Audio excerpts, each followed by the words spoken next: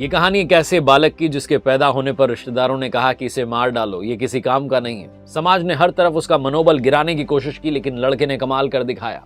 आप देख रहे हैं लर्निंग सीरीज सीखोगे नहीं तो जीतोगे कैसे। 7 जुलाई 1991 को दामोदर राव और वेंकट मां के घर एक बच्चा पैदा होता है, जिसके पैदा होते ही समाज के लोग, आसपास के लोग कहते हैं कि ये तो अंधा है, जन्म से अंधा होना तो पाप होता है, ये तुम्हें जिंदगी भर दर्द देगा, इसे मार डालो। लेकिन माता पिता किसी शुभ चिंतक की नहीं सुनते। वो दौर था जब इनके माता पिता सिर्फ 1600 रुपए कमाते थे। माता पिता को भरोसा था कि ये बच्चा ऊपर वाले का भेजा हुआ तोहफा है और जीवन में करिश्मा करके दिखाएगा। उस लड़के ने करिश्मा किया और करोड़ों की कंपनी खड़ी कर डाली। उनके जीवन पर आज मूवी बन गई है, जो कि अगले महीने 10 मई को रिलीज होने जा रही है। श्रीकांत बोल्ला की बात कर रहा हूं, जिन्होंने कि जीवन में सिर्फ और सिर्फ पॉजिटिविटी का ही रास्ता अपनाया। साइंस पढ़ना चाहते थे, लेकिन नेत्रहीन होने के कारण इनको परमिशन नहीं मिली। इन्होंने भी हार नहीं मानी, कोर्ट केस किया और आखिरकार देश के पहले नेत्रहीन बने जिन्हें 10th के बाद में साइंस पढ़ने की परमिशन मिली। वो श्रीकांत जिन्होंने भेदभाव महसूस होने पर अपनी सरकार को कोर्ट में खड़ा कर दिया। वो श्रीकांत जिन्होंने दिवंगत प्रेसिडेंट एपीजे अब्दुल कलाम साहब से वादा किया था कि मैं पहला विजुअली इंपेयर्ड प्रेसिडेंट बनूंगा। बड़ी बड़ी कंपनीज के ऑफर ठुकरा दिए और खुद भारत में आकर के अपनी कंपनी बना दी। 10 मई को ये मूवी आ रही है श्रीकांत नाम की, जो कि बहुत ही कमाल की मूवी लग रही है। ट्रेलर बहुत लोगों ने पसंद किया है। राजकुमार राव ने बेहतरीन जो है रोल प्ले किया है, तो उसको आप देखिएगा। लेकिन उनकी कहानी बहुत संक्षेप में आपको बताता हूँ। इनके माता पिता चावल की खेती करते थे, खेतों में इनको ले जाना शुरू कर दिया था, लेकिन ये चाहकर भी हाथ नहीं बटा पाते थे। उनको लगा कि बेटा खेत के काम तो आ नहीं पाएगा, इसलिए इसको पढ़ाई में लगाते हैं। सबसे करीबी स्कूल जो था वो 5 मील दूर था, वहां तक जाने का कोई साधन नहीं था। श्रीकांत पैदल पैदल जाते थे, लेकिन समस्या इस सफर के बाद आई। जब वो स्कूल में पहुंचते थे तो उन्हें लास्ट बेंच पर पहुंचा दिया जाता था। गेम्स पीरियड की घंटी बजती और सारी क्लास ग्राउंड में चली जाती। श्रीकांत भी इसी उम्मीद से बाहर जाते थे कि कोई उनके साथ खेलेगा, लेकिन हर बार निराश होते। वो अपने इंटरव्यूज में बताते हैं कि कच्ची उम्र में उन्हें अकेलापन खाने लगा था और वो चाह करके भी कुछ कर नहीं पा रहे थे। जब माता पिता को उनका हाल पता चला तो एक स्पेशल स्कूल में उनका दाखिला करवा दिया। जब वो स्कूल में गए तो अपने घर से 250 किलोमीटर दूर आ चुके थे और घर वालों की याद उन्हें सताती थी। किसी चीज़ में मन नहीं लगता था। एक दिन उनको लगा कि स्कूल से भाग जाते हैं, लेकिन वो पकड़े गए। जब जिन रिश्तेदारों ने एडमिशन करवाया था उनके पास पहुंचे, ये पता चला उनको कि भैया स्कूल में जो इस तरह का कारनामा कर रहा है, तो उन्होंने बहुत प्यार से समझाया और कहा कि घर जाकर के तुम कैसा जीवन जियोगे, वहाँ जीवन बदलने के लिए तुम्हें मेहनत करनी होगी। उसके बाद इन्होंने जो है पढ़ने की, सीखने की ठान ली। सबसे पहले शुरुआत की ब्रेल से। ब्रेल सीखने के बाद इंग्लिश, उसके बाद क्रिएटिव राइटिंग, डिबेट्स में पार्टिसिपेट करने लगे और सिर्फ पार्टिसिपेट नहीं करते थे बल्कि जीतते थे। इन्होंने अपने इंटरेस्ट को सिर्फ शौकिया नहीं रखा, इन्होंने चेस खेली, ब्लाइंड क्रिकेट खेला, दोनों में नेशनल लेवल तक पहुंचे और एक समय जो कि स्कूल से भागना चाहते थे वो क्लास के टॉपर बन गए। 2006 में जब ये 9th में थे, लीड इंडिया 2020 जो है प्रोग्राम शुरू किया था डॉक्टर एपीजे अब्दुल कलाम साहब ने, जहां यंगस्टर्स को मेंटोर किया जा रहा था। और उस कार्यक्रम में डॉक्टर एपीजे अब्दुल कलाम सारे बच्चों से बातचीत कर रहे थे और पूछ रहे थे व्हाट्स योर लाइफ गोल। तो उसमें इन्होंने भी, श्रीकांत ने भी अपना जो है जवाब दिया। इन्होंने कहा कि मैं देश का पहला विजुअली इंपेयर्ड प्रेसिडेंट बनना चाहता हूं। जिस कॉन्फिडेंस से इन्होंने जवाब दिया, डॉक्टर एपीजे अब्दुल कलाम ने इनकी तारीफ की थी। बाद में इन्होंने कंप्यूटर सीखना शुरू किया। 10th क्लास खत्म होने वाली थी, तो क्या सब्जेक्ट चुनेंगे, ये सवाल जो था इनके सामने था। इन्होंने 10th में 90% स्कोर किया था और ये आगे की पढ़ाई के लिए साइंस लेना चाहते थे। स्कूल नहीं माना, स्टेट बोर्ड का हवाला दिया, कहा आप आर्ट्स ले लीजिए, साइंस नहीं। लेकिन उन्होंने कॉम्प्रोमाइज़ नहीं किया। इन्होंने कहा कि अब तो पढ़नी है तो साइंस ही पढ़नी है। सारे ऑप्शंस बोर्ड ने जो इनको बता दिए और तब इन्हें लगा कि अब कुछ नहीं हो सकता, तो एक कोर्ट में पहुंच गए। 6 महीनों तक कानूनी लड़ाई लड़ी और फाइनली गवर्नमेंट ऑर्डर आता है जिसमें लिखा था कि आप साइंस सब्जेक्ट ले सकते हैं, लेकिन अपनी रिस्क पर। रिस्क से इश्क करने वाले श्रीकांत बोल्ला ने अपनी मेहनत अब डबल कर दी थी, क्योंकि उनके सामने सबसे बड़ा चैलेंज था।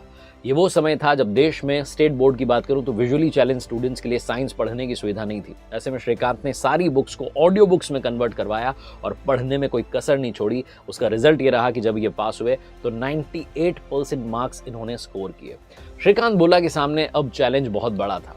इनकी कहानी में एक ऐसा ट्विस्ट आने वाला था जो इनको भी नहीं पता था। इन्होंने देश के बड़े बड़े इंजीनियरिंग कॉलेजेस के फॉर्म भरे, IIT, बिट्स, लेकिन जवाब कहीं से भी नहीं आया। सब में बस एक रिप्लाई आता था, एक चिट्ठी आती थी जिसमें लिखा था कि क्योंकि आप देख नहीं सकते इसलिए आपको कॉम्पिटिटिव एग्जाम में बैठने नहीं दिया सकता। इनको बहुत बुरा लगा, लेकिन हताश नहीं हुए। इन्होंने सोचा कि IIT मुझे नहीं चाहती तो मुझे भी IIT नहीं चाहिए। इंटरनेट पर उन्होंने बहुत सारे ऑप्शंस खोजे, बहुत सारे विकल्प खोजे और ऐसे ऑप्शन ढूंढे जहाँ इनके जैसे बच्चों की पढ़ने की सुविधा हो। अमेरिका के कॉलेजेस के बारे में पता चला, वहाँ के MIT यानी कि मैसेच्यूसेट्स इंस्टीट्यूट ऑफ टेक्नोलॉजी ने इन्हें स्कॉलरशिप ऑफर की और ये मैसेच्यूसेट्स इंस्टीट्यूट ऑफ टेक्नोलॉजी का जो इतिहास था उसके पहले इंटरनेशनल ब्लाइंड स्टूडेंट बन गए। इन्होंने चाहे पढ़ाई अमेरिका से की लेकिन बदला इन्होंने भारत को। जब ये वहाँ पढ़ाई कर रहे थे तो टॉप करते चले जा रहे थे, इनके पास में बड़े बड़े जॉब ऑफर्स आए थे और सब लोगों को लगा था कि अब तो ये वहीं रहेंगे, वापस शायद ही भारत आएँ। लेकिन ये कहते हैं कि कब तक एक डिसेबल्ड बच्चे को जो है क्लास की आखिरी सीट के लायक समझा जाएगा। भारत की 10% आबादी जो कि डिसेबल्ड है वो क्यों उसकी इकोनॉमी में कंट्रीब्यूट नहीं कर सकती,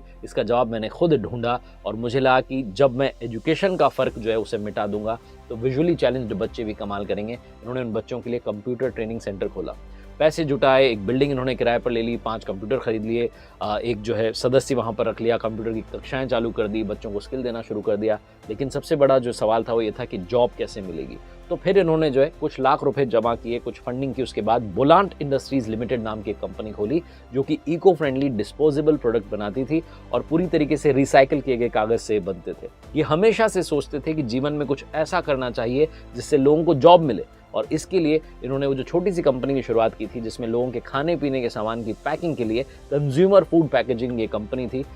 शुरुआत में सिर्फ अपने आसपास के बेरोजगार लोगों के साथ कंपनी की शुरुआत की थी और अब जो है ये company consumer food packaging, printing ink और ग्लू का बिजनेस कर रही है।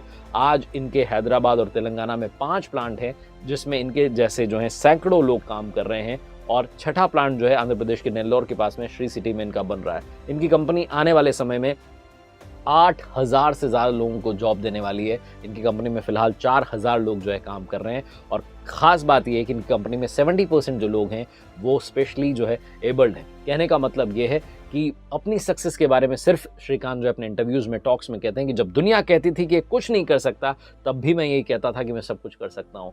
इनका जो ड्रीम है उसे पूरा करने में इनकी मदद की है इनकी टीचर स्वर्णलता जी ने। बुलांट का जो 70% वर्क फोर्स है, जैसा मैं बता रहा था कि डिसेबल्ड जो एम्प्लॉयज़ हैं, स्पेशली एबल्ड जो एम्प्लॉयज़ हैं, उनसे मिलकर बना है। उन्हें ट्रेन करने का काम उनकी जो टीचर रही स्वर्णलता जी वो करती हैं और इन्होंने अपने काम से बड़ी बड़ी शख्सियतों को प्रभावित किया जिसमें रतन टाटा साहब का भी नाम है। इनकी कंपनी 2018 की एनुअल रिपोर्ट के मुताबिक 150 करोड़ रुपए का टर्नओवर कर चुकी है। श्रीकांत बोला का जो है कॉम्प्रोमाइज़ नहीं करने वाला जो स्वभाव है और जो इनका सेंस ऑफ ह्यूमर है, जिसके चलते खुद को दया का पात्र नहीं बनाते हैं बल्कि उस पर हंस करके आगे बढ़ जाते हैं, वही इन्हें स्पेशल बनाता है। जो मूवी आ रही है श्रीकांत, उसके ट्रेलर में भी एक डायलॉग है जिसमें इनके साथ जो बैठे होते हैं उनसे कहते हैं कि आप जो बाहर खड़ा है लड़का, उसको भीख में रुपए मत दो, उसको हम जॉब देंगे, पैसा देना है तो मुझे दे दो। ये अपनी बातों से, सेंस ऑफ ह्यूमर से जो है लोगों के दिल जीतते आए हैं और आज इनकी कहानी देश भर में पहुंचने के लिए तैयार है।